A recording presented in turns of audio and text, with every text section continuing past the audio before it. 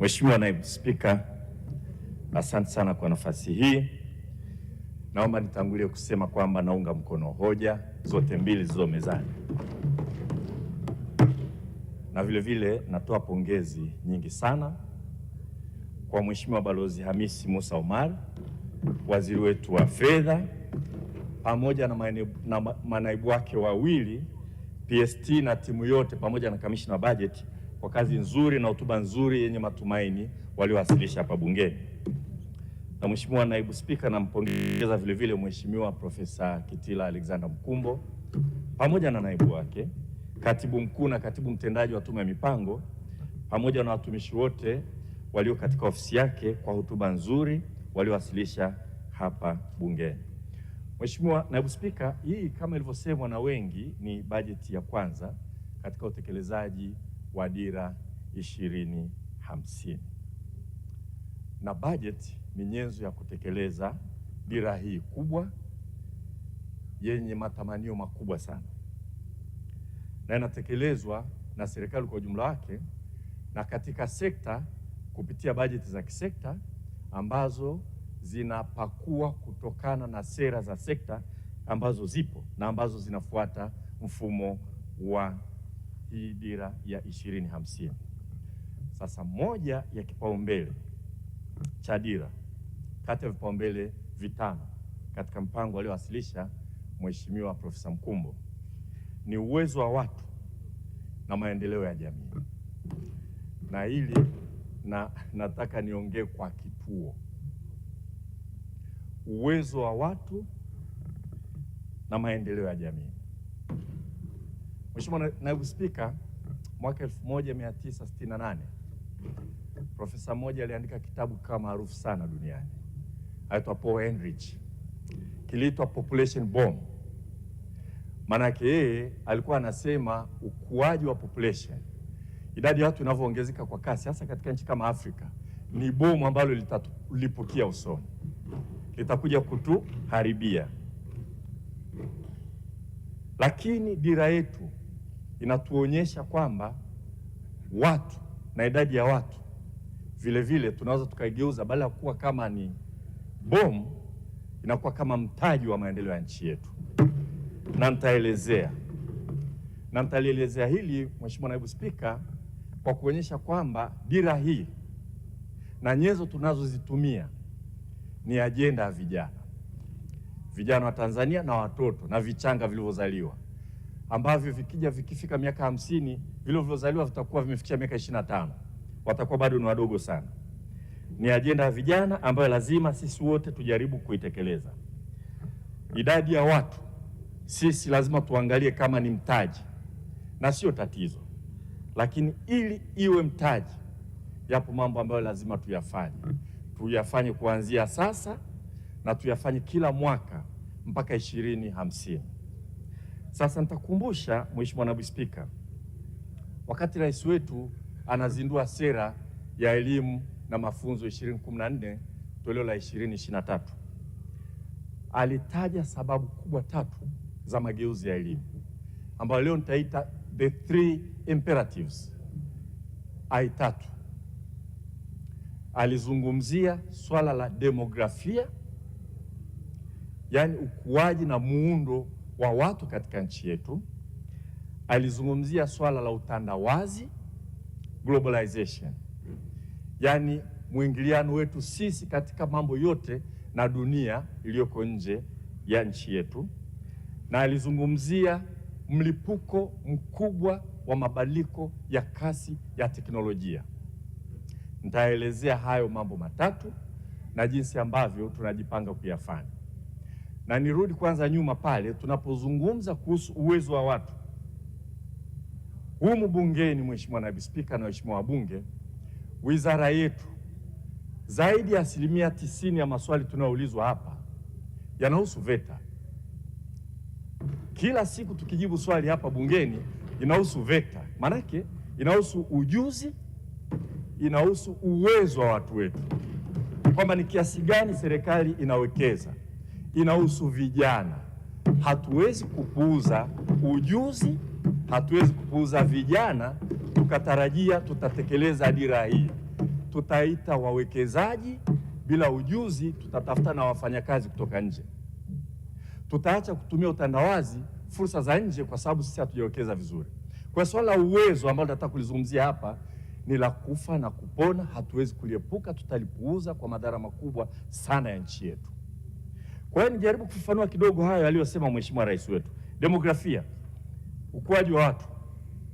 Ukiangalia umri wa watu ni piramidi, imekaa hivi, huku chini ndio vichanga vingi sana, alafu vijana ni wengi lakini vichanga zaidi, alafu watu wazima ni wachache, lakini watu wazima zaidi ni wachache zaidi, na wazee ni wachache sana. Maanake ni kwamba kadiri tunavyoendelea kumanage uchumi wetu kwa demografia hii, mahitaji ya ajira yatazidi kukua. Yanazidi kukua kwa sababu wako wengi watamaliza shule, wako wengi wamezaliwa. Kama tusipounda ajira za kutosha, lakini vile vile kuwa na watu wenye ujuzi wa kuajiriwa, demografia hii kwetu tutaona kama laana. Tukijipanga na kuwekeza vizuri, hii ni baraka kubwa na faida kubwa kwa nchi yetu, ambayo itatuwezesha kuweza kufikia malengo ya dira. Kwa hiyo tusipozungumzia ujuzi, elimu na ujuzi, hii dira kwa kweli haitatupeleka popote. La pili, utandawazi. Utandawazi ni nini? Ni sehemu kubwa sana, lakini niseme tu. Maanake ni kwamba hata uchumi wetu unaingia katika ushindani duniani. Hasa niulize, ukiwa suti uliovaa inatoka nje, tai uliovaa inatoka nje, saa uliovaa inatoka nje, kipaza sauti hiki kinatoka nje, kwamba unakuwa na middle class ambayo ime externalize its consumption. Tuna idadi kubwa ya watu ambao kipato kinakuwa, lakini matumizi yao wananunua kutoka nje. Na hii demografia, vijana wanakuwa wanatafuta kazi, lakini wazalishe nini wakati sisi tunachonunua kuanzia suti, kuanzia tai, kila kitu tunatoka nje. Kwa utandawazi huu unaweza kuwa balaa kwetu, lakini tukiandaa vijana wetu vizuri, wakawa na ushindani duniani, wakapata ujuzi ambao ni basic kama huu tu, kutengeneza nguo, kutengeneza saa na kadhalika, wakawa na ujuzi wa kwenda kufanya Kongo, Mauritania, Guinea Conakry, Marekani, Argentina, Peru, New Zealand, kote huko wakawa na ujuzi unaohitajika. Sisi kwetu utandawazi utakuwa ni baraka kubwa, utakao tusaidia kusonga mbele. Kwa rais wetu alivyozungumzia hili, lazima tulizungumze kwa mapana yake, kwamba utandawazi upo, hatuwezi kuzuia tena. Tunajipanga vipi ili kuhakikisha kwamba utandawazi huu hauji kutuletea sokomoko katika nchi yetu, vijana wetu wakabaki hawana ajira, wakatupa shida. Na mwisho kabisa, Mheshimiwa Naibu Spika, ni swala la teknolojia.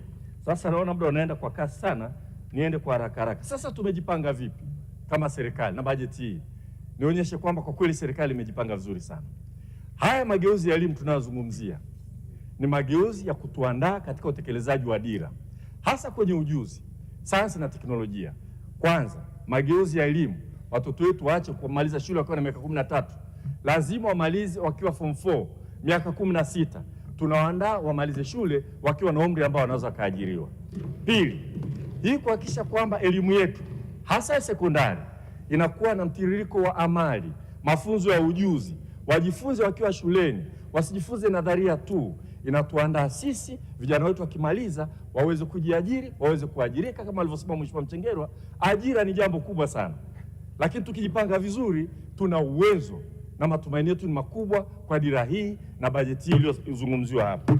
Tatu, hizi VETA tunazojenga ambazo ni VETA sasa hivi karibia kila wilaya zote Tanzania zitakuwa na vyuo vya VETA.